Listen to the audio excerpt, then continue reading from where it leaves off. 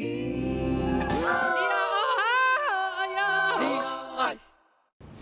James Chaser at Taiwan's Executive UN, where new amendments to laws have been published aimed at protecting victims of sexual harassment.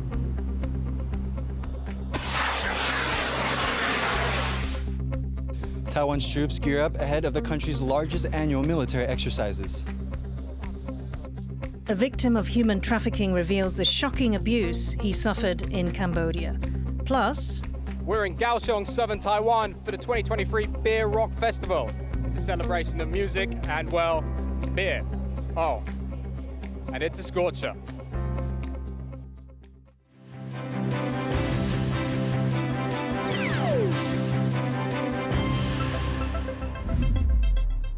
A warm welcome to TaiwanPlus News. I'm Ika Vat.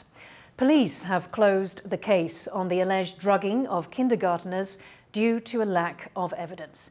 But while the criminal side of the scandal is over, its political fallout looks set to continue. John Van Tues has the latest. After a month at the center of a frenzy, it could soon be business as usual again at this new Taipei kindergarten. Some parents say their children were drugged with sedatives here, but testing didn't turn up any drugs, and investigators say there's not enough evidence to press charges. The city government had pulled the school's license, but is now set to reinstate it. Now it's become a question of political blame. The ruling Democratic Progressive Party says new Taipei Mayor Ho Youyi should apologize. Ho is running for president as the candidate of the opposition Kuomintang, and this scandal comes in the middle of his campaign. 整个应该要负起最大的社会责任就是侯友宜市长，因为他在未审先判的状况底下呢，就把幼儿园给停照，采取最严厉的处分。那他也在呢身相未明的状况底下，就对社会大众定调，居心叵测的老师，那是由这个幼儿园相关的来喂药。But Ho's Kuomintang says it was DPP politicians and their allies who fanned the rumors and turned up the heat of discussion for political gain. On Thursday, Kuomintang lawmaker Wang Hongwei held this press conference alongside one of the accused teachers to call on DPP candidate Lai Qingde to apologize. 赖清德，你向这些老师来道歉，为这个事件来道歉，有这么困难吗？你的腰这么硬吗？你这么傲慢吗？这么多年轻老师，他们所受到的委屈，不值得你一个道歉吗？ Caught in the middle of this storm are teachers like Ms. He. She and her colleagues received threats and abuse and had their photos and personal information made public. She plans to sue, but for her and her colleagues, much of the damage is already done. 司法可以还给我们清白，但没有人还给我们公道。这些网友，这些政治人物，到底拿着什么去质疑我们？ Though investigators have closed this case, its aftermath, both personal and political, is far from over. Devin Tsai and John Van Trieste for TaiwanPlus. Taiwan's cabinet has passed a revised draft of the Gender Equality Act. It follows a wave of accusations of sexual harassment against high-profile figures from Taiwan's political and entertainment circles. James Chater reports. Over the past few months, a wave of sexual harassment allegations has rocked Taiwanese society. Accusations have been made against high-profile figures from the worlds of entertainment and politics, reaching all the way to Taiwan's ruling party. In response, the government has published new amendments to laws aimed at protecting victims. New proposals include raising jail time to a maximum of 3 years and increasing fines for employers that commit offences. 这一次的修法的重点，就是希望以保护被害人为中心，这个核心精神。今天的记者会现在开始。The amendments follow what's been called Taiwan's Me Too moment, sparked by a Netflix series that depicted a political staffer facing sexual harassment at work. The show has inspired more than 100 accusations in real life, but rights groups said existing laws don't protect those who come forward. 他会说，我就是想要告那个行为人。 可是，在现行的法律系统里面，他没有办法按照性骚扰防治法去提出申诉，就因为我们大家都在做切割。The new proposals still need to be passed by Taiwan's legislature, but lawmakers are hoping this wave of public pressure will be what's needed to enact lasting change. Andy Xue and James Chater for TaiwanPlus. For more on the significance of these amendments, TaiwanPlus reporter Louise Watt spoke to Joyce Tseng, ambassador for Women's March Taiwan, a grassroots organization. Taiwan's Me Too wave has triggered a rethink of its sexual harassment and gender equality laws. Why do these laws need changing? So right now, the laws governing gender harassment and assault are very dispersed. So it's very confusing for victims. Right now, there's 3 different laws spread across 3 different departments: the Ministry of Health and Welfare, the Ministry of Labor, and the Ministry of Education. So where victims have to report the incident has happened sort of depends on where it happened. So whether it happened in the workplace, that's under the Ministry of Labor, whether it happened at school, so that's under the Ministry of Education, and if it's just in general public or any other places, it's under the Ministry of Health and Welfare. However, this is obviously very confusing and the resources are very scattered. So one of the main things that the amendments are doing is to sort of streamline this, which we feel will be very helpful, and also to change a lot of the current SOPs so that there is more emphasis on protection of victims. Is the government doing enough, or is this simply a knee-jerk reaction to mounting Me Too allegations? We do feel that the current amendments that they have put forth show that the government is being serious about these making society better and responding to Me Too in Taiwan in an appropriate way. In the past, despite the fact that we had laws, they were not being enforced properly, especially in workplaces and campuses, because it's difficult for businesses to self-regulate these sorts of things. So in the new amendments, we do see that more emphasis is being placed on the well-being of the victim and protection. So for example, protections of anonymity. And for example, if you are in the workplace and you experience an incident, you report it, the law is going to ensure that the victim is not expelled from the company. So we're trying to safeguard the economic well-being of victims. That was Joyce Tseng, ambassador for Women's March Taiwan, speaking to our reporter Louise Watt. A Taiwanese man has described his experiences at the hands of a brutal human trafficking ring which lured him to Cambodia. Bing Wang reports. 38-year-old restaurant owner Harry shows his scars from his year in Cambodia. He's using a pseudonym to protect his identity. In June last year, Harry responded to a job advert and traveled to the Southeast Asian country for a chance to make money. Upon arrival, his new employers took away his passport and cell phone. Then he was locked in a camp and forced to commit fraud targeting Taiwanese nationals. He was beaten by his captors and left with injuries all over his body. 专门人事上在诈骗一些台人去柬埔寨，对。然后那时候我刚去的时候，就是做一些诈骗一些业务上的取材这样子部分，做不会，做不懂，反正他就是直接殴打，都没有第二句话，就反正直接电击你这样子。 Over the past year, hundreds of Taiwanese nationals have been lured to Cambodia in the same way by criminal gangs. Both local and Taiwanese police have stepped up efforts to crack down on this kind of trafficking. Harry managed to escape from the gang in June this year. With the help of anti-fraud organizations, Taiwanese police, and politicians, he was successfully rescued and brought back to Taiwan. The case is now being handled by prosecutors in the central city of Taichung. 在台的涉案嫌犯已经至少清查5名以上。那因为这个案件目前已经报请台中地检署检察官指挥，等侦查告一个段落，会再做跟各位做说明。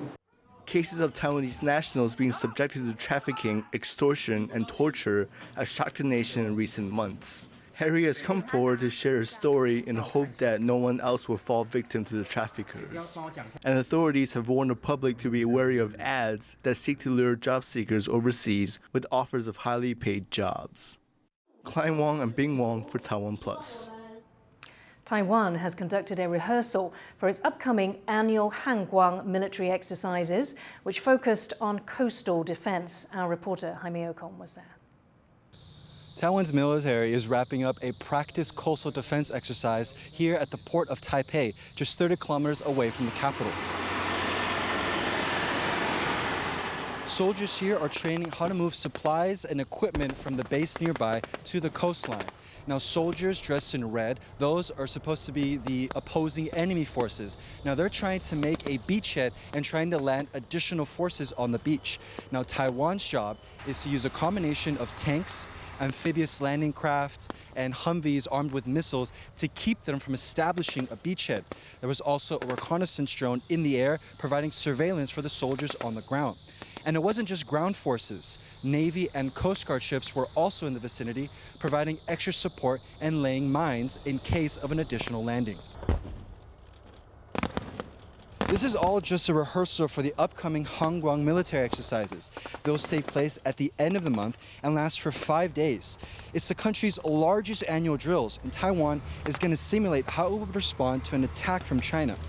One of the key themes of this year's drill is a focus on protecting key infrastructure, places like airports and seaports, places that would be crucial for China to land troops. With so much depending on a successful defense of Taiwan's coastline, soldiers here are going to get plenty of practice today and in 2 weeks' time when the actual drills kick off. John Su and Hameo Khan in New Taipei City for TaiwanPlus. A U.S. patrol aircraft flew over the Taiwan Strait on Thursday, following 2 days of Chinese military exercises near the south of Taiwan.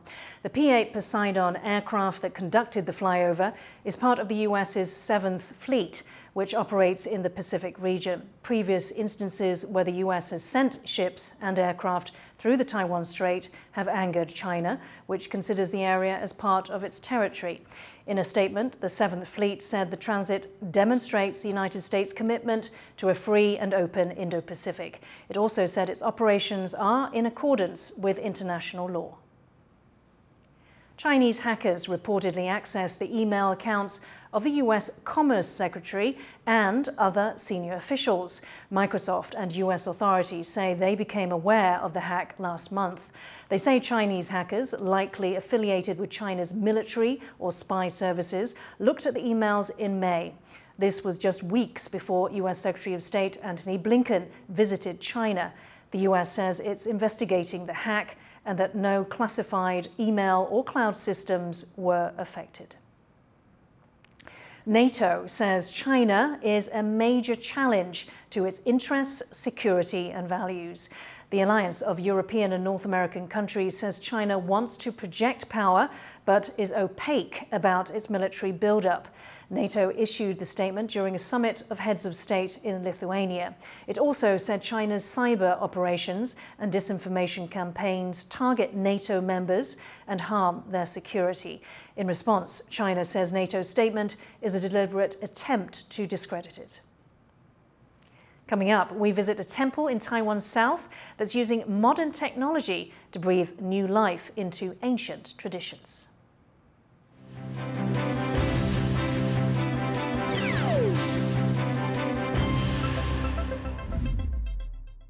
Start your weekend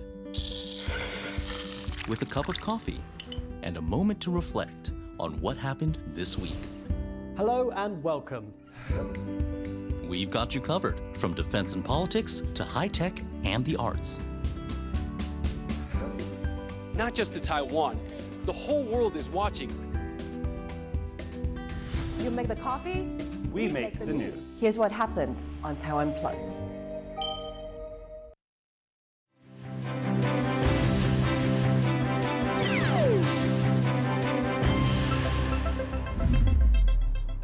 Welcome back. You're watching TaiwanPlus News.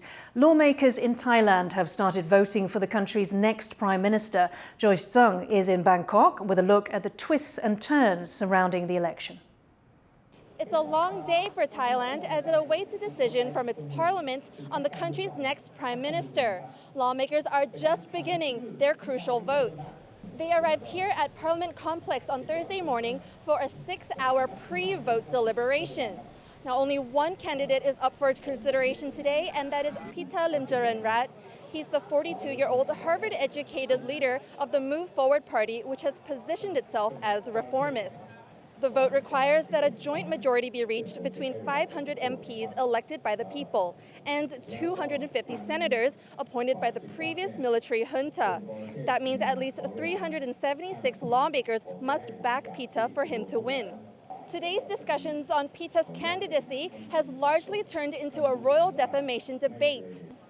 PETA has pledged to reform Thailand's controversial law that deems criticizing the royal family a jailable offense. One conservative lawmaker's take has caught people's attention. He said getting rid of the law would cause Thailand to burn, and went as far as to hypothetically propose a new law allowing people to shoot those insulting the monarchy, with PETA and his camp reacting like this. Outside Parliament, PETA supporters have assembled to witness this critical juncture for Thai politics. But the complex's perimeter has been largely obstructed by these large containers. But they haven't stopped people from gathering on the streets wearing his party's signature orange. Some are holding signs welcoming PETA as the next prime minister. But that decision will be up to lawmakers who are casting their votes now. Results of that vote will likely not come out until midnight. Alex Chen and Joyce Tseng in Bangkok for TaiwanPlus. At least 40 people are dead and thousands have been displaced by floods in northern India. That's after record-breaking rains struck the country over the last week. Several of India's northern states have been hit, including the capital, New Delhi. Hundreds of residents are being evacuated as the city's Yamuna River has risen to its highest levels in nearly half a century.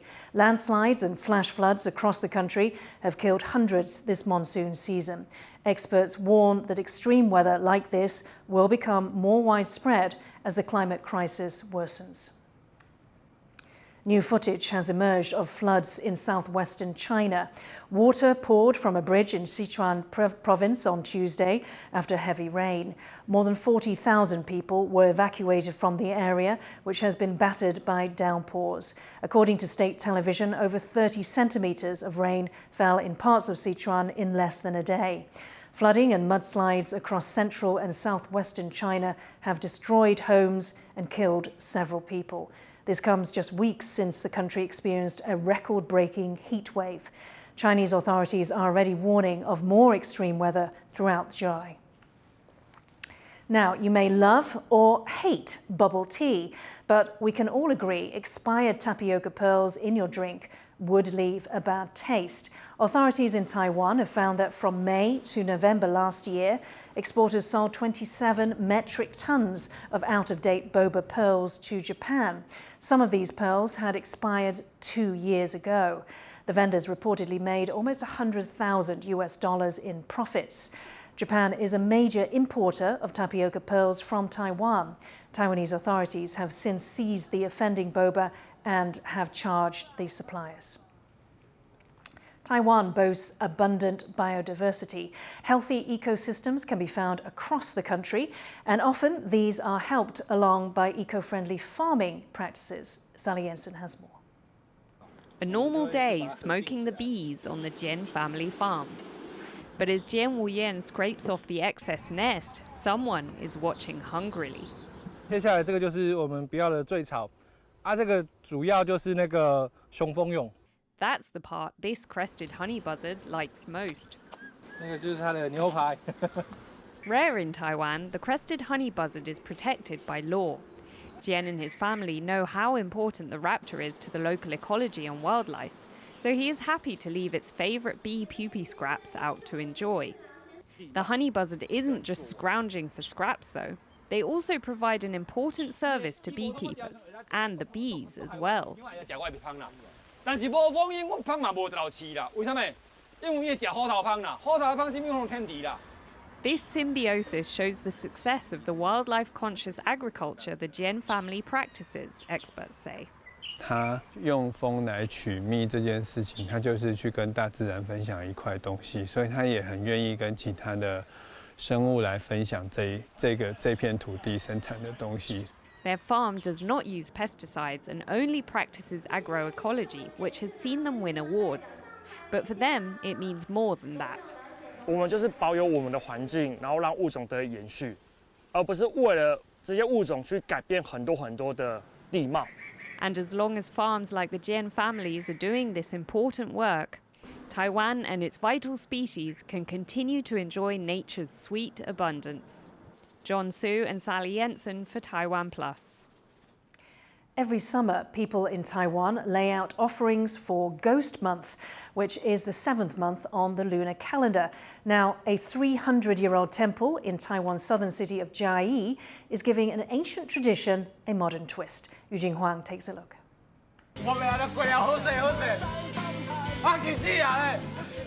A tale of life, loss, and celebration. This is Wish, a short film made by creatives from Taiwan's southern city of Chiayi. Wish uses slick presentation and religious imagery to explore Taiwanese folk traditions and to raise awareness about the place some of the story is set, Chiayi's 300-year-old city god temple. 年轻的创意，然后把这个故事借由艺术文化把它串联起来，真的再是感动。 The film has been released as the temple prepares to host its annual Zhongyuan Festival event in the middle of Ghost Month, the 7th month of the lunar calendar. This year, it falls at the end of August. It's a time when spirits are said to walk the earth. Around the country, offerings are laid out for wandering souls who died without a family. Though this may sound somber, the festival in Chiayi comes with a lighter, more modern twist. There will be live music performances at the temple this year. And there's even a famous name on the set list, Tseng Lang, who plays songs inspired by local folklore with elements of traditional Chinese music, will play a number of shows during the festival.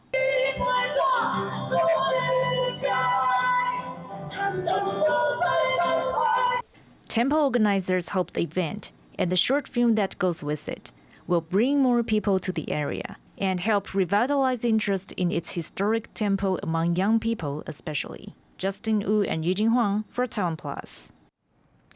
A religious festival in northern Taiwan is swapping real pigs for piggy banks. That's instead of ritually sacrificing force-fed pigs. Bryn Thomas has the story. These piggy banks in Hsinchu in northern Taiwan are saving more than money. They're standing in for so-called god pigs, traditionally sacrificed during religious festivals of the ethnic Hakka minority group. These god pigs were traditionally force-fed until they were too fat to walk. After being weighed in a competition, they were ritually slaughtered. Their skin would then be stretched across a metal frame and mounted on display. It was a practice that many came to find inhumane. That's why some are exchanging real pigs for pots shaped like pigs. 以环保的角度来说，就是这样就比较好啊，就是不用杀猪。 The killing of pigs over the Lunar New Year and at the Hakka Imin festival is an old tradition. But as these festivals became more controversial, the crowds they attracted have also declined. Some practitioners in Hsinchu are now using ceramic piggy banks stuffed with coins. The piggy banks are weighed, and at the end of the festival, the money is donated to charity. It's a change many, including the pigs, are welcoming. Andrew Xue and Bryn Thomas for TaiwanPlus. The southern city of Kaohsiung has developed a reputation as the go-to place for live music in Taiwan. Star acts from Blackpink to Backstreet Boys have performed there. It's also the host for several big music festivals, including the Kaohsiung Beer Rock Festival. Ed Moon was there for this year's event, which featured stars of both Taiwanese and Korean pop. Kaohsiung, the southern city, is known for its good weather, large port, and increasingly, its ability to attract the world's biggest music acts.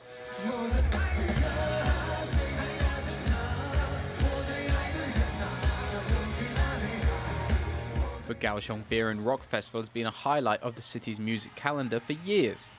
But because of the COVID-19 pandemic, this is the first time it's been held since 2019. A long wait for festival goers. The gates have just opened here in Kaohsiung for the Beer and Rock Festival. Some people have been here queuing overnight, and they're here to see just one person, K-pop superstar Jessie. Jessie, I love you! Some people queued overnight to secure their place at the front, and they were eager to show their support for their favorite artists. 看 Jessie， 来看 Jessie 的。那你为什么喜欢 Jessie？ 因为我很喜欢她的风格，对啊，来台湾很难得。 But with the headliner not set to take the stage until late in the evening, there was plenty of other entertainment to keep everyone in high spirits.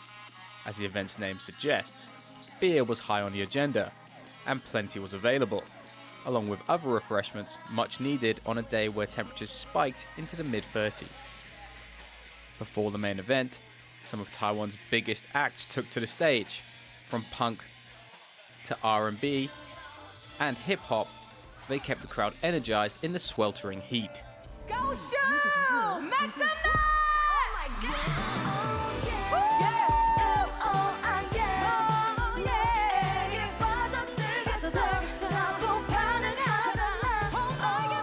And with the sun set, it was time for the headline acts, Jessie and fellow K-pop stars Mamamoo. Jessie and Mamamoo pleased the crowd on their first ever visits to Kaohsiung, proving that after years of closed borders, Taiwan is once again a go-to location for international artists.